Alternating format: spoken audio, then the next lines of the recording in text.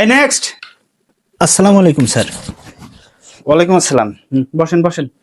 কি সমস্যা ভাই আপনার? কি সমস্যা বলেন। স্যার কিছুদিন ধরে খুব গ্যাসের সমস্যা হচ্ছে। ও আরে, গ্যাসের সমস্যা। আরে ভাই, এটা শুধু আপনার সমস্যা না, এটা এখন বৈশ্বিক সমস্যা।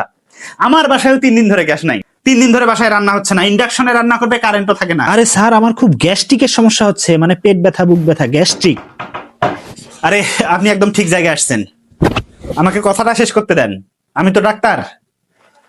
3 দিন ধরে বাসায় রান্না হচ্ছে না, কি বলবো দুঃখের কথা। বাইরে থেকে খাবার অর্ডার করে খেতে খেতে এখন আমার নিজেরও গ্যাসের সমস্যা।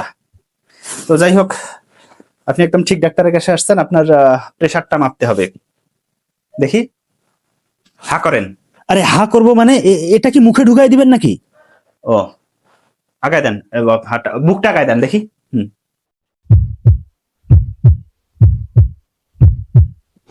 ওই তো, যা সন্দেহ করতেছিলাম তাই। আপনারও একই অবস্থা, আপনি প্রচন্ড ভাজা পোড়া তেলে ভাজা এগুলো খাচ্ছেন, খেয়ে খেয়ে গ্যাসের সমস্যা। আমার মতো একই কেস। আপনাকে এক কাজ করি, কিছু ওষুধ লিখে দেই।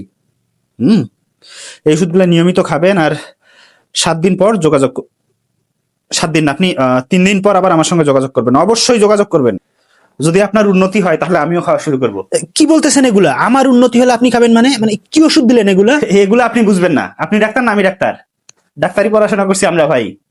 এগুলো আপনি বুঝবেন না, যান নিয়মিত ওষুধ খান, 3 দিন পর যোগাযোগ করবেন, অবশ্যই যোগাযোগ করবেন।